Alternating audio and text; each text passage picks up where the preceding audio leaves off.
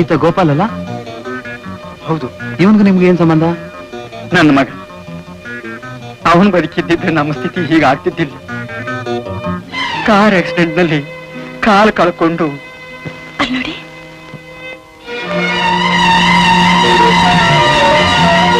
ಆಕೆ ನಿಮ್ ಸೊಸೆನಾ? ನನ್ನ ಮಗಳು. ಗೋಪಾಲು ಕಾಲು ಸರಿ ಹೋಗ್ಲಿ ಅಂತ ಸಾವಿರಾರು ರೂಪಾಯಿ ಸಾಲ ಮಾಡಿಕೊಂಡು ಕಷ್ಟಪಟ್ಟು, ಆದ್ರೂ ಅವನು ಉಳಿದಿಲ್ಲ. ಈಗ ತಾನೇ ಬೆಂಗಳೂರಲ್ಲಿ ಒಂದು ಕೆಲಸ ಹಿಡಿದು ತಿಂಗಳ 500 ರೂಪಾಯಿ ಕಳಿಸ್ಕೊಡ್ತಾ ಇದ್ಲು. ಈಗ 7-8 ತಿಂಗಳಿಂದ ಅದು ಕೂಡ ಬರ್ತಾ ಇಲ್ಲ. ಆಕೆಗೆ ಏನಾಯ್ತು, ಎಲ್ಲಿದ್ದಾಳೋ ಏನು ಒಂದು ತಿಳಿದು. ಈಗ ಹೆಸರೇನು? ವಸಂತ ಅಂತ. ಅವರಿಬ್ರು ಹಾಗಾದ್ಮೇಲೆ ಎಲ್ಲಿ ನಾವು ಸಹಾಯ ಕೇಳ್ತೀವೋ ಅಂತ ಒಬ್ಬರು ನಮ್ಮನ್ನ ಹತ್ರಕ್ಕೆ ಸೇರಿಸ್ಕೊತಾ ಇಲ್ಲ. ಯಾವ ದೇವರು ನಿಮ್ಮನ್ನು ಕಳಿಸಿದ್ನು? ನಿಮ್ ಋಣ ಹ್ಯಾಗ್ ತೀರ್ಸ್ಬೇಕು ನನಗೊಂದು ಅರ್ಥ ಆಗ್ತಿಲ್ಲ. ನಿಮ್ ಕಷ್ಟ ಸುಖ ನನಗೆ ಬಿಟ್ಬಿಡಿ. ಮಗುಗೆ ಔಷಧಿಗೆ ಬರ್ಕೊಟ್ಟಿದ್ದ ಡಾಕ್ಟರ್ ಸ್ಲಿಪ್ ಎಲ್ಲಿದೆ? ಇಲ್ಲಿದೆ.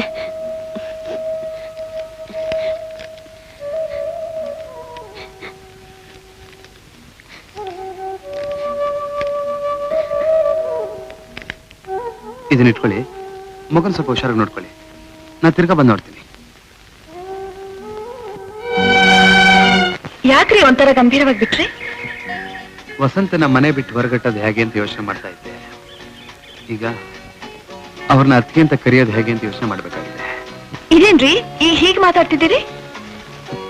ಎಲ್ಲದಕ್ಕೂ ಕಾರಣ ಇದೆ ದೀಪ. ಬಾ ಹೇಳ್ತೀನಿ.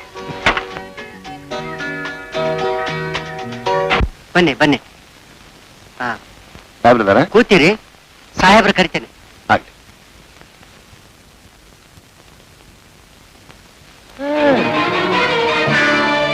ನೀನ್ ಇಲ್ಲಿದ್ಯಾ? ಎಲ್ಲ ಇವಳ ಏನು ಗೊತ್ತಿಲ್ಲದೊಳಗೆ ಹೋಗ್ತಾ ಇದ್ದಾಳೆ. ನೀನು ಹಳೆ ಕಸ್ ಬಿಟ್ಬಿಟ್ಟು ಇಲ್ಲೇ ಬಂದ್ ಸೇರ್ಕೊಂಡ್ಬಿಟ್ಲ? ಓಹೋ, ಏನೇ ಯಾಕೆ ಸ್ವಾಮಿ, ಬಹಳ ದಿವಸ ಆಗೋಯ್ತಲ್ಲ. ನಮ್ ರಮೇಶನ್ ಮದ್ವೆಗೆ ಬರ್ತೀಯಾ ಅಂತ ಕೊನೆವರೆಗೂ ಕಾದೆ ನೋಡು, ನೀ ಬರ್ಲಿಲ್ಲ. ಸಾರಿ ಶ್ರೀಕಂಠು, ನಾನು ಬಾಂಬೆಲಿದ್ದೆ, ನನ್ಗೆ ವಿಷಯನೇ ಗೊತ್ತಾಗ್ಲಿಲ್ಲ. ಆಲ್ರೈಟ್, ಹಾಗೆ ಪರ್ಸನಲ್ ಆಗಿ ಆಶೀರ್ವಾದ ಮಾಡ್ಕೋಣ ಅಂತ ಬಂದು. Thank you. ಎಲ್ಲಿ ರಮೇಶ? ಎಲ್ಲೋ ಹೊರಗೆ ಹೋಗಿದ್ದಾನೆ, ಬರ್ತಾನೆ. ಈಗಂತೂ ಅವನು ಬಿಸ್ನೆಸ್ ನಲ್ಲಿ ಬಹಳ ಪರ್ಫೆಕ್ಟ್ ಅಪ್ಪ. ನಾನು ಹಳೆ ಬಾಕಿ ಎಲ್ಲ ತೀರ್ಸ್ಬಿಟ್ಟ ಅವನು. ಮದ್ವೆ ಆದ್ಮೇಲೆ ತುಂಬಾ ಚೇಂಜ್ ಆಗ್ಬಿಟ್ಟಿದ್ದಾನೆ. Very good. ನೋಡು, ದಿಸ್ ಮೈ ಲಿಟಲ್ ಪ್ರೆಸೆಂಟೇಷನ್. ಅವನು ಕೊಟ್ಟು ಸೋನೆ ಸರ್.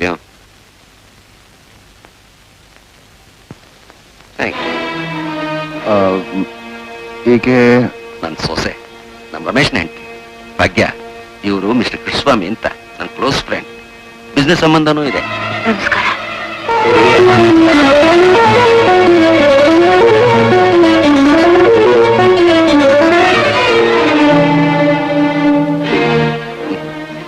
ಕೃಷ್ಣಸ್ವಾಮಿ, ಏನಾಯ್ತು ಹಾಗೆ ನೋಡ್ತಾ ಇದೀಯಾ?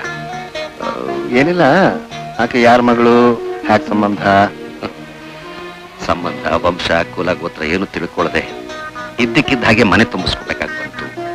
ಇದ್ದಕ್ಕಿದ್ದಾಗೆ ಶ್ರೀಕಂಠು, ನಿಂದು ಭಾರಿ ಮಾಡ್ತಾರ. ಮನೆಗೆ ಸೊಸೆಯಾಗಿ ಬರೋಳ ಬಗ್ಗೆ ಹಿಂದೂ ಮುಂದೆ ವಿಚಾರ ಮಾಡದೆ ದುಡುಕ್ಬಿಟ್ಟಿಲ್ಲ. ಯಾಕೆ? ಏನು ನಿನ್ನ ಸೊಸೆ ಬರೋ ಮೊದ್ಲೇ ಗೊತ್ತೇನು? ಇಟ್ಸ್ ಆಲ್ ರೈಟ್, ಹೋಗ್ಲಿ ಬಿಡು, ನಾ ಬರ್ತೇನೆ. ನಿಂತ್ಕೊಳ, ಅದೇನು ದುಡುಕ್ಬಿಟ್ಟೆ ಅಂತ ಹೇಳಿದೆ, ದಿವ್ರನೇ ಹೇಳ್ತೆ ಹೋಗ್ತಾ ಇದೆಯಲ್ಲ. ಏನಿಲ್ಲ, ಹೀಗೆ ಲೋಕಾಭಿರಾಮ ಹೇಳಿದೆ ಅಷ್ಟೇ. ಅದೇನಿದ್ರು ಸರಿ. ಕೃಷ್ಣ, ಈಗ ಇಲ್ಲಿ ಯಾರು ಇಲ್ವಲ್ಲ, ಅದೇನು ಹೇಳು.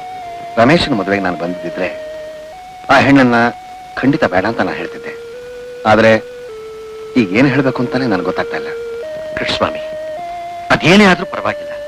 ಈ ನಿನ್ ಸ್ನೇಹಿತನ ಹತ್ರ ಯಾವ ಮುಚ್ಚಮರೆ ಇಟ್ಕೊಳ್ದೆ ಹೇಳು ಪ್ಲೀಸ್. ಬೆಂಗಳೂರಿನಲ್ಲಿರೋ ಎಲ್ಲಾ ಹೋಟ್ಲ್ಗಳನ್ನೂ ಸುತ್ಕೊಂಡು ಬರ್ತಿದ್ದ ವಸಂತಾನೆ ನಿನ್ನ ಸೊಸೆ ಅಂತ ಕಾಣ್ತ.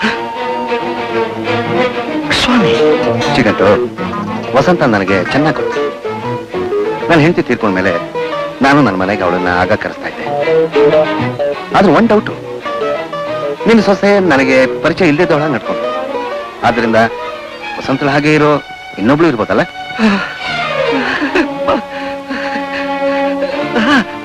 ಯಾಕಿರ್ಬಾರ್ದು, ಯಾಕಿರ್ಬಾರ್ದು? ಅಮ್ಮ ನಾನು ಅದೇ ಏನು? ಅದೇ ಅದೇನ ಹೇಳ್ತಿದ್ನಲ್ಲಮ್ಮ ದೀಪ ಇವಳೆ. ಮೋಹನ್ ನಿನ್ ವಿಷಯ ಒಂದು ಬಿಡದೆ ಹೇಳ್ಬಿಟ್ಟಿದ್ದಾನಮ್ಮ. ಬಾ, ದೇವ್ರು ನಿನ್ನ ಚೆನ್ನಾಗಿಡ್ಲಪ್ಪ. ಯವಣ ನೀವೆಲ್ಲಿ ಚೆನ್ನಾಗಿ ಬಿಡ್ತೀಯಾ? ನೀನೇ ಬಿಡು. ಯಾಕೆ ಏನಾಯ್ತು? ಮತ್ತೆ ಈ ಹುಡುಗಿನೇ ಮೋಹನ್ ಆಫೀಸ್ ನಲ್ಲಿ ಚೆನ್ನಾಗಿದ್ದಾಳಂತೆ. ಪಾಪ ಅವಳಿಗೆ ಯಾರು ಇಲ್ವಂತೆ. ಮೋಹನ್ ಇವಳನ್ನೇ ಮದ್ವೆ ಆಗ್ತಾನಂತೆ. ಗೌರಿ ಹ? ಏನ್ ಹೇಳ್ದೆ? ಶ್ರೀಕಂಠು, ಮನೆಗೆ ಸೊಸೆಯಾಗಿ ಬರೋಳ ಬಗ್ಗೆ ಹಿಂದೂ ಮುಂದೆ ವಿಚಾರ ಮಾಡಿದ್ರೆ ದುಡ್ಡು ಕೊಟ್ಟಿಯಲ್ಲ. ಏನು ಅಂದ್ರೆ ಏನ್ ಯೋಚನೆ ಮಾಡ್ತಾ ಇದ್ದೀರಾ? ಮದುವೆ ಆ ಕುಟುಂಬದ ಘನತೆ ಗೌರವವನ್ನು ಕಾಪಾಡೋ ಹಾಗಿರ್ತದೆ. ಯಾಕೆ ಇದ್ದಕ್ಕಿದ್ದ ಹಾಗೆ ಏನೇನೋ ಮಾತಾಡ್ತಾ ಇದ್ದೀರಾ? ಅಪ್ಪ, ದೀಪ ಬಗ್ಗೆ ನಂಗೆ ಚೆನ್ನಾಗಿ ಗೊತ್ತು. ಅವ್ರು ಬಡ ಕುಟುಂಬದವರಾದ್ರೂ ಗೌರವದಿಂದಾನೇ ಬಾಳದವ್ರಪ್ಪ. ಮೋಹನ್, ಆತದಲ್ಲಿ ಮಾಡಿದ ಕೆಲಸನ ಅಕ್ಕಪಕ್ಕದವ್ರು ಯಾವತ್ತೂ ಟೀಕ್ಸು ಆಗಿರ್ಬಾರ್ದಪ್ಪ. ಅತ್ತೆ, ಪಾಯಸ ಕುದ್ದಾಯ್ತು, ಇಳಿಸ್ಬಿಡ್ಲಾ? ಬಿಡಮ್ಮ. ನೋಡಿದ್ರ ಸರ್, ಏನ್ ಆಶ್ಚರ್ಯ. ಬೆಂಗಳೂರಲ್ಲಿ ನಾವಿರೋ ಬೀದಿಲಿ ವಸಂತ ಅಂತ ಒಬ್ರು ಹೀಗೆ ಇದ್ರು. ನಮ್ಮತ್ತೆ ಆದ. ಹೌದು ಸರ್, ಇವ್ ನನ್ನ ನೋಡಿದ್ರು ಮಾತಾಡ್ತಿಲ್ಲ ನೋಡಿ. ಆದ್ದರಿಂದ ಇವ್ರು ಅವರಲ್ಲ ಅಷ್ಟೇ. ಇಬ್ರು ಒಂದೇ ಅಚ್ಚು. ನಿನ್ಗೆ ಆ ಹುಡುಗಿ ಚೆನ್ನಾಗ್ ಗೊತ್ತಾ? ಚೆನ್ನಾಯ್ತು, ತುಂಬಾ ಪರಿಚಯ. ಪಾಪ ಯಾಕೋ ಏನೋ ಹೋದ್ವಾರ ಅವಳನ್ನ ಪೊಲೀಸ್ನವ್ರು ಹಿಡ್ಕೊಂಡು ಹೋದ್ರು. ನಿಜವಾಗಿ ಆ ಹುಡುಗಿನ ಪೊಲೀಸ್ನವ್ರು ಹಿಡ್ಕೊಂಡು ಹೋಗಿದ್ ನೀನ್ ನೋಡಿದ್ಯಾ? ಹೌದ್ ಸರ್. ಏನು ನಮ್ ಭಾಗ್ಯಳಾಗಿ ಇನ್ನೊಬ್ಳೆ? ಅಪರೂಪಕ್ಕೆ ಒಬ್ಬರಾಗಿ ಇನ್ನೊಬ್ರು ಉಂಟಲ್ವಾ? ಎಲ್ಲೋ ಅಲ್ಪ ಸ್ವಲ್ಪ ವ್ಯತ್ಯಾಸ ಇರ್ಬೋದು ಅಷ್ಟೇ. ಈಗ ಅದೆಲ್ಲ ಯಾಕೆ ಬೇಕು ಕಣೋ, ಬೇಕು. ಈ ಹುಡುಗಿ ಬಂದು ಈ ವಿಷಯ ತಿಳಿಸಿ ನಾನ್ ತಲೆನೊಂದು ಬೆಟ್ಟನೆ ಕಳ್ಸಿ ಬಿದ್ದೋಯ್ತು. ಗೌರಿ, ಈ ದೀಪ ನಮ್ ಸೊಸೆ ಒಪ್ಪಿತಾನೆ? ಭಾಗ್ಯ, ಭಾಗ್ಯ ಅತ್ತೆ, ಇವಳು ನಮ್ ಮೋಹನ್ ಒಪ್ಪಿರೋ ಹುಡುಗಿ. ನಿನಗೂ ಒಪ್ಪಿಗೆ ತಾನೆ? ಇರಿ, ಎಲ್ರಿಗೂ ಪಾಯಸ ತರ್ತೇನೆ. ಒಪ್ಪಿಗೆನೆ. ಪರವಾಗಿಲ್ರಿ, ನೀವ್ ಸೆಲೆಕ್ಟ್ ಮಾಡಿರೋ ಮನೆ ಎಲ್ಲಾ ಸಾಮಾನು ಸರಿಪಡಿಸಿ ಇತ್ತಾಯ್ತು. ಗುಡ್. ನೋಡಿ, ಇನ್ಮೇಲೆ ನೀವು ಒಂದು ಗೌರವವಾದ ಕೆಲಸ ಹುಡ್ಕೋದಕ್ಕೆ ಶುರು ಮಾಡಿ. ಕೆಲ್ಸ ಅಂದ್ಮೇಲೆ ಗೌರವ ಏನೋ ಅಗೌರವ ಏನೇ? ಸಿಂಪಲ್ ಕಡೆ ಪಿಲಾಪಿ. ಅದು ಬೇಡ. ಪ್ರೇಮ, ಬ್ಯಾಂಕ್ ನಲ್ಲಿ 25,000 ರೂಪಾಯಿ ಇಟ್ಟಿದೆಯಲ್ಲ, ಅದನ್ನ ಕೊಟ್ಬಿಡು, ಒಂದ್ ಅಂಗಡಿ ಇಟ್ಬಿಡ್ತೀನಿ. ಅದು ದುರ್ಗಾ ಮದ್ವೆಗೆ ಅಂತ ಇಟ್ಟಿರೋದು, ಮುಟ್ಟೋ ಹಾಗಿಲ್ಲ. ಅಯ್ಯೋ ಅದೆಲ್ಲ ಕಣೆ, ಅಂಗಡಿ ಅಂತ ಇಟ್ಟು ನಾನು ಯಜಮಾನ ಕೂತ್ಕೊಂಡ್ರೆ ಸರಿ. ಇಲ್ದೆ ಹೋದ್ರೆ ಹಳೆ ಯಜಮಾನರುಗಳೆಲ್ಲ ಬಂದು ನನ್ನನ್ನು ಗುಲಾಮನ್ನ ಮಾಡ್ಕೊಂಡು ಒಟ್ಟಾಡಿಸ್ಬಿಡ್ತಾರ ಕಣೆ. ಅದು ಸರಿನೇ. ಹಾಗಾದ್ರೆ ಒಂದ್ ಅಂಗಡಿ ನೋಡಿ. ದುಡ್ಡು ಕೊಗೋದಿಲ್ಲ. ಯಾಕೆ ಹೋಗೋದಿಲ್ಲ? ಅದು ನನ್ ಮದ್ವೆಗೆ ಅಂತ ಇಟ್ಟಿಗೋದು. ಅಯ್ಯೋ ಹುಚ್ಚಿ, ಅಂಗಡಿ ಅಂತ ಇಟ್ರೆ ಲಾಭ ಹೆಚ್ಚಾಗಿ ಬರುತ್ತೆ ಕಣೆ.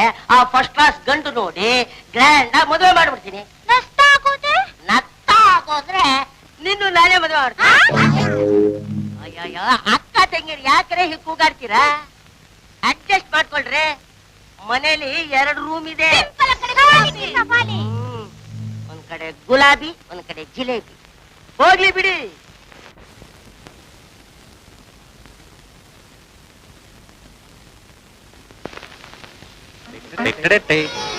ಬಾಂಬೆ ಹಲ್ವಾ? ಇದಕ್ಕೋಸ್ಕರ ಬಾಂಬೆಗೆ ಹೋಗಿದ್ರಾ? ತಮಾಷೆ ಮಾಡಿ. ಏನದು? ಏನಿಲ್ಲಮ್ಮ, ಫ್ಲವರ್. ಯಾಕೆ ಸುಳ್ಳು ಹೇಳ್ತೀರಿ? ಬಾಂಬೆ ಹಲ್ವಾ ಲೇ ಕಳ್ಳ, ಮನೆಗ್ ಬರ್ತಾ ಬರೀ ಕೈಲಿ ಬರ್ಬಾರ್ದು ಅಂತಾರೆ. ಭಾಗ್ಯ, ಪರವಾಗಿಲ್ಲಮ್ಮ, ನಿನ್ ಗಂಡನಿಗೆಲ್ಲ ಗೊತ್ತಾಗ್ಬಿಟ್ಟಿದೆ. ಅಮ್ಮ ಹೊರಟೋರ್ಲಿ ಸ್ವಲ್ಪ. ಸುಮ್ನೆ ಹೋಗ್ರಿ. ಬಾಂಬೆಯಿಂದ ಬಂದೇನಿ ಸ್ವಲ್ಪ. ಹೋಗಿ ಬಂದ್ರೆ ಹಲ್ವಾ ತಂದಿದ್ದೀನಿ ಸ್ವಲ್ಪ. ಒಳ್ಳೆ ಅತ್ತೆ ಕಾಲದವಳೆ. ದೇವಣ್ಣ, ಎಲ್ಲಿದು ಮಾವನ್ಕಾಯ್? ನಮ್ಮರ್ದವ ಹುಡುಗರು ಕಲ್ಲೊಡ್ದು ಬೆಳೆಸಿದ್ರು ತಂದೆ.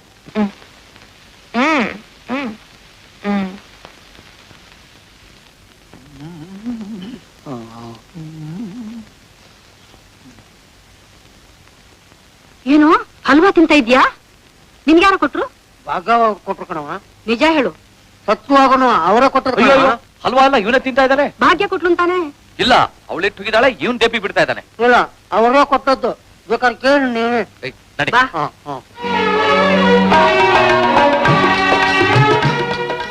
ಕಳ್ಳಿ ಹಲ್ವಾ ನನ್ನ ಕೊಟ್ಬಿಟ್ಟು ಮಾವಿನಕಾಯಿ ಅಮ್ಮೋರಿಸ್ಕೊಂಡ್ರು. ಓ, ನನ್ ಸೊಸೆ ನಾಲಿಗೆ ಹುಳಿ ಕೇಳ್ತಾ ಇದೆ. ಲೇ ರಮೇಶ್, ನಿನ್ ಹೆಂಡತಿ ನನ್ನ ಅಜ್ಜಿ ಮಾಡ್ಬಿಟ್ಲು ಕಣೋ. For more updates, like, comment, subscribe to our channel.